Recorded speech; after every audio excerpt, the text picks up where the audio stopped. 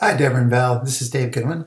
This is my week number 8 update for my entrepreneur's assignment. This week I had a good week. I used the same 5 gurus. I had about a 50% repeat with my customer interviews. Most of them were face-to-face with the gurus. All of them were face-to-face with the customers.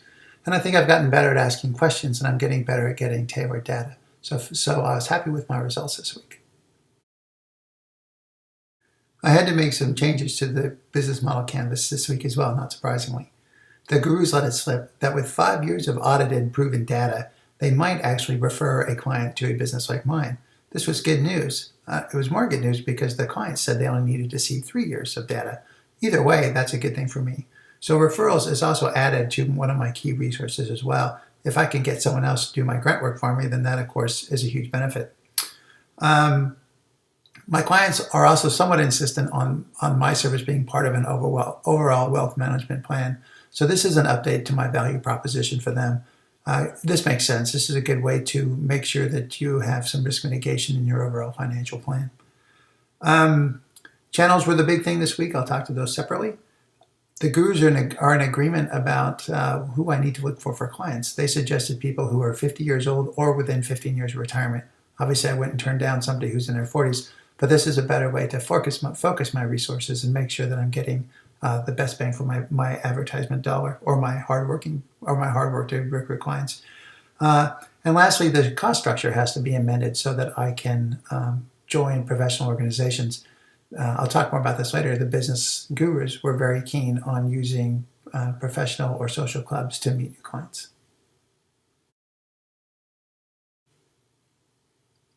I believed at the beginning that my clients would come from referral or from advertising. My vision was to build a business somewhat slowly until we had more data with which we could go and recruit sort of cold customers or new customers all on our own.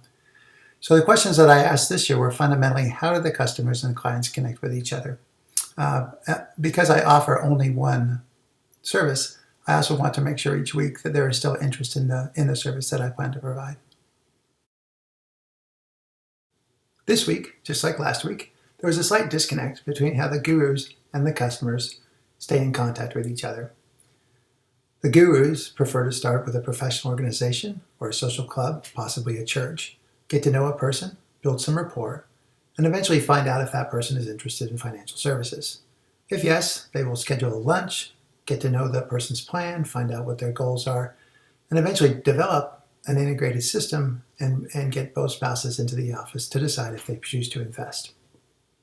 The gurus are split on how best to follow up that initial contact, probably because it depends on the person, either through a phone call or through email.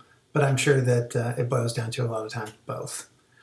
Customers, however, say that that initial contact can come through a website or through financial news of some kind that will highlight the service that someone provides. The gurus felt that they didn't know of too many people who actually did get leads through that method. But nonetheless, the customers say it is possible. The customers agree that there needs to be some rapport between them and the financial specialist. But the customers also say that they are a little more likely this time to take referral from a friend, even though that was something last week they sort of rejected. I think it will work depending on how good our service is and the returns that we demonstrate. One thing they had in common is nobody likes to be cold called, and financial service providers don't like to give away information. But overall, I feel that it was a good week. I was able to get a real strong picture of what the gurus think works and what the customers prefer. And I can take that information to start building my client base as soon as we demonstrate that our service is something that people will buy. So that's what I have still to do. I need to make sure that I'm trading, that I'm getting better, and that I'm polishing in essence, my sales pitch so that people will become interested in what we're doing. All right, that's it for this week. Talk to you next time.